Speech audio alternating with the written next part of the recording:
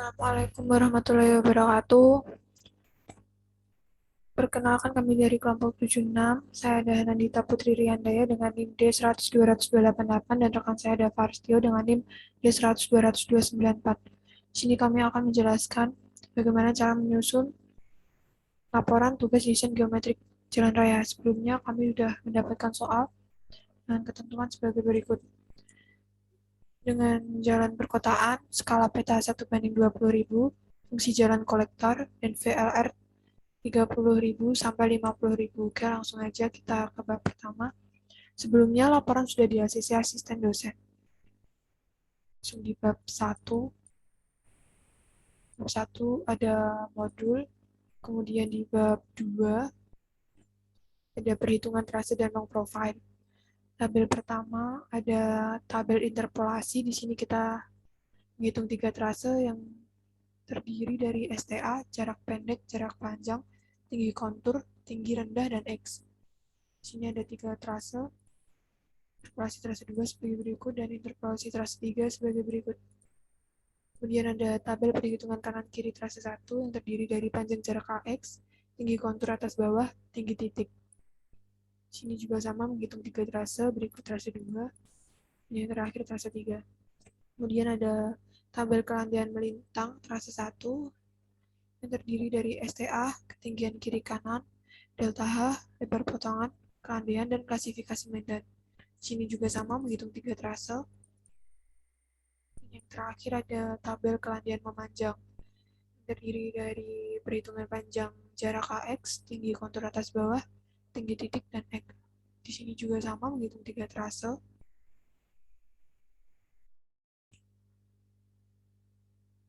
Kemudian ada analisa perhitungan azimut.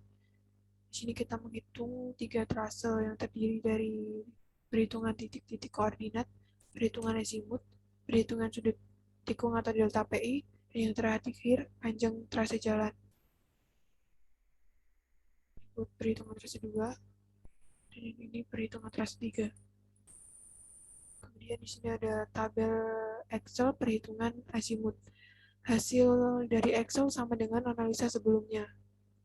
Berikut tabel azimut trase 1, tabel azimut trase 2, dan tabel azimut trase 3. Di sini ada gambar azimut gabungan, yaitu gambar azimut trase 1, trase 2, dan trase 3.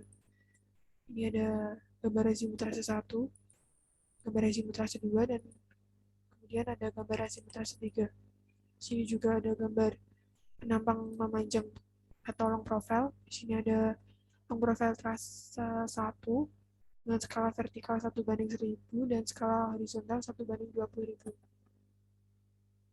Kemudian ada long profile trase 2, skalanya sama, skala vertikal 1:1000 dan horizontal 1:20.000. Dan yang terakhir ada long profile trase 3, skalanya juga sama seperti long profile sebelumnya, yaitu skala vertikal 1:1000 dan skala horizontal 1:20.000. Kemudian di sini ada analisa perhitungan persimpangan jalan raya baru dengan jalan raya lama. Di sini ada 3 perhitungan, yaitu trase 1, trase 2, dan trase 3. Untuk perhitungannya ada di laporan berikut. Kemudian di sini ada tabel parameter pemilihan trase. Parameternya terdiri dari kelandaian melintang, kelandaian memanjang, alinyaman horizontal, alinyaman vertikal, jumlah galian, jumlah timbunan, jumlah galian dan timbunan, posisi dengan jalan raya lama, dan jarak total. Untuk kelandaian melintang, kelandaian memanjang, alinyaman horizontal, dan alinyaman vertikal kita ambil nilai yang paling rendah. Oh iya, dan jumlah galian timbunan juga kita ambil nilai yang paling rendah. Kemudian ini untuk tabel poin-poinnya. Trase yang kita gunakan adalah trase yang memiliki poin paling banyak, yaitu trase 3. Di sini ada analisa pemilihan trase terbaik, sama seperti tabel sebelumnya. Dan bab 3 ada kriteria jalan. Di sini untuk mendapatkan angka-angka di sini kita menggunakan panduan dari RSNI. Di sini kita mencari klasifikasi medan, kecepatan rencana, volume lalu lintas harian rata-rata, daerah pengawasan jalan, lebar jalan dan bahu jalan, kemiringan melintang perkerasan, kemiringan melintang bahu jalan, jarak pandang henti, jarak pandang menyiap, panjang jari-jari minimum, jari-jari tikungan yang tidak memerlukan lengkung peralihan, tipe jalur lalu lintas, lengkung peralihan, tingkat perubahan kelandaian melintang maksimum, jalur pejalan kaki, panjang tikungan, kelandaian maksimum, dan yang terakhir median jalan. Di sini ada bab 4 yang alinyaman horizontal yang akan dijelaskan oleh rekan saya. Bab 4, alinyaman horizontal. Dalam menentukan alinyaman horizontal ada 3 kriteria. Yang pertama SCS, SS, dan FC. Di sini kita merencanakan dengan punggung horizontal FC. Yang pertama kita menentukan VR, sudut, rencana E, LS min, dan R min. Setelah itu ditentukan, kita lanjut analisa perhitungan. Analisa perhitungan tersebut memuat TC, EC, dan LC. Setelah didapat, kita menentukan syarat lengkung. Syarat lengkung diisyaratkan 2 kali TC harus lebih besar dari L. Di sini sudah oke, jadi sudah memenuhi. Tikungan 2 caranya juga sama. Tikungan 3 juga sama. Tikungan 4 sampai tikungan 5 juga masih sama. Setelah merencanakan tadi, kita gambar menggunakan AutoCAD. Di sini adalah gambar tikungan 1 full circle. Ini tikungan 2 atau PI2. Ini tikungan 3. Ini tikungan 4 atau PI4. Selanjutnya tikungan 5 atau PI5. Setelah menentukan tikungan tadi, selanjutnya kita menggambar diagram super elevasi. Gambarnya seperti ini, diagram super elevasi. Ini adalah diagram super elevasi PI1. Ini diagram super elevasi PI2. Selanjutnya diagram super elevasi PI3. Diagram super elevasi PI4 sampai diagram super elevasi PI5.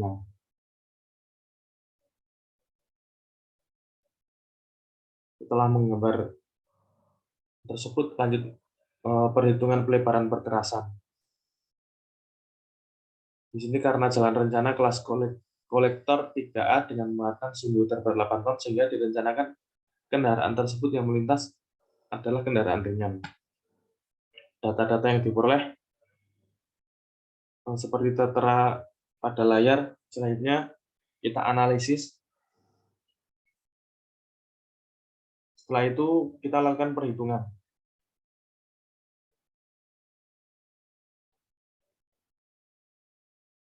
Setelah melakukan perhitungan, kita menemukan pelebaran perkerasan jalan didapat 7,2 meter. Setelah itu kita melakukan koreksi, didapat kesimpulan karena V lebih besar dari W, maka perlu pelebaran perkerasan pada tikungan 1 sebesar 1,403 meter. Ini tikungan 2, rumusnya juga masih sama dengan tikungan pertama. Sampai tikungan 5 juga masih sama.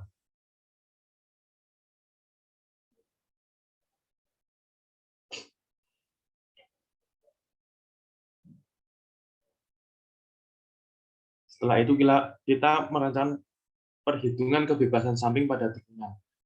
Data-data yang diperoleh sebagai berikut: VR 80, R 300, W 7,2, LC 157,5. Jarak pandang henti, jarak pandang menyiap, lebar pengawasan minimal. Selanjutnya kita lakukan perhitungan. Yang pertama, perhitungan kebebasan samping yang tersedia. Selanjutnya, berdasarkan jarak pandang henti. Yang ketiga, kebebasan samping yang diperlukan.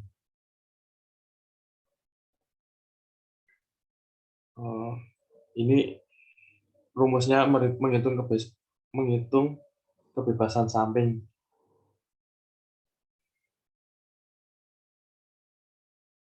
Tikungan yang selanjutnya juga masih sama rumusnya, sampai tikungan 5.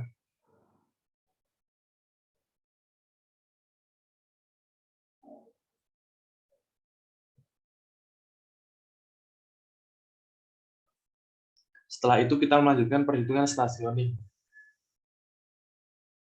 Di sini ada perhitungan stasioning pada tikungan 1.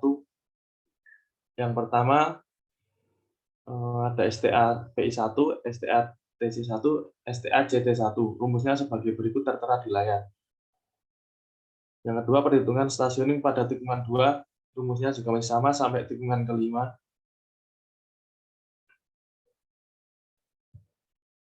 Selanjutnya ini ada gambar stationing yang diperoleh dari perhitungan tadi.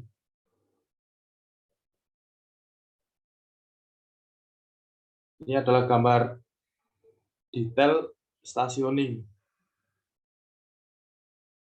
PI1, PI2, PI3, PI4, dan PI5. Setelah itu kita melakukan kontrol overlapping. Diperoleh data sebagai berikut dari STAB sampai STAL. Dan VR 80 km per jam.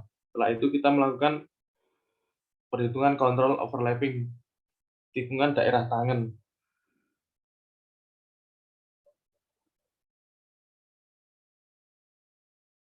Selanjutnya kita menghitung panjang jalan. Dalam menghitung panjang jalan ada panjang tikungan, panjang daerah lurus,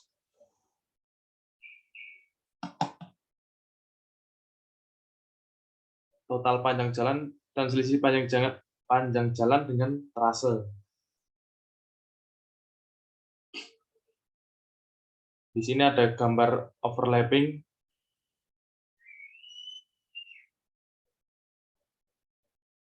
Untuk bab 5, alignment vertikal. Dalam menghitung alignment vertikal, di dalam tabel ini ada STA, elevasi muka tanah asli, elevasi muka tanah rencana, LPJ, beda tinggi, L, dan volume cut and fill.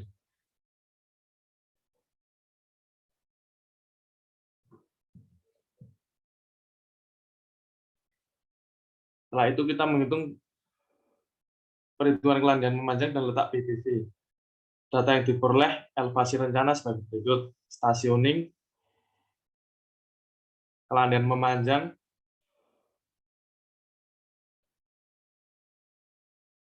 setelah itu kita melakukan perhitungan lengkung vertikal. Yang pertama grade, menghitung G1, G2,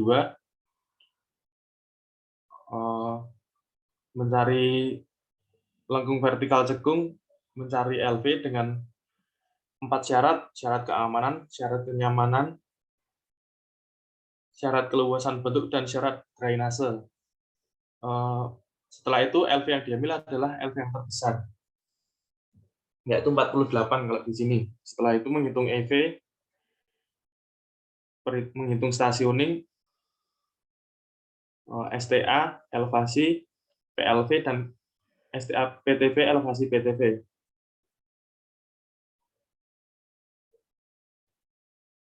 Selanjutnya ada elevasi V, elevasi STA V, perhitungan PPV masih sama sampai rumusnya sama dengan yang lainnya.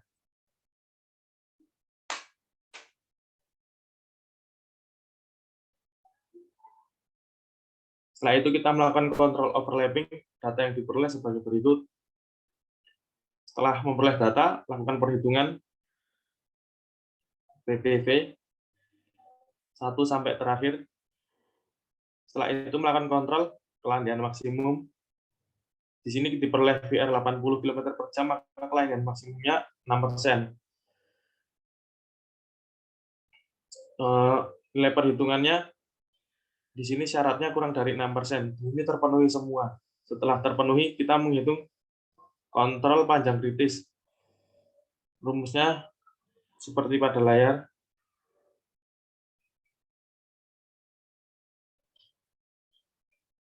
Ini adalah gambar lengkung vertikal cekung pada PPV 1. PPV 2 cekung, PPV 3 cekung, PPV 4 cembung, PPV 5 cembung, dan PPV 6 cembung. Untuk bab 6, potongan melintang jalan. Di sini terdapat tabel STA, jarak, galian, dan timbunan. Sebelum memasukkan angka-angka ini, terlebih dahulu kita membuat cross section. Setelah cross section terbuat, nanti bisa dimasukkan LT untuk luas timbunan dan LG untuk luas galian.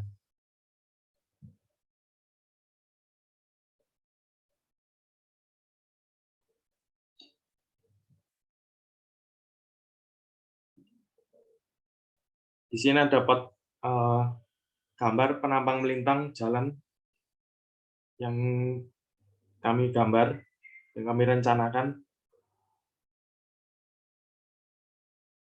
dari STA 0 sampai STA terakhir.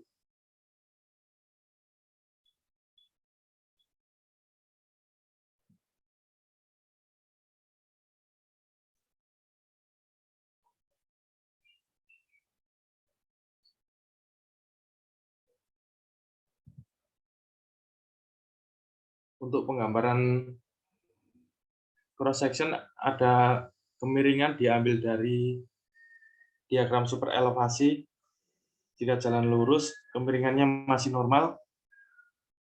Min dan min kalau mulai memasuki 50 meter tikungan, kemiringan itu berganti. 25 meter kemiringan bertambah miring. Di sini ada gambar besar. Gambar besar memuat gambar situasi rencana jalan, detail simpang, gambar sudut azimut, gambar alignment horizontal, alignment vertikal, gambar penampang trase, penampang jalan trase 3, detail drainase, gambar tikungan dan diagram super elevasi, dan ada gambar potongan.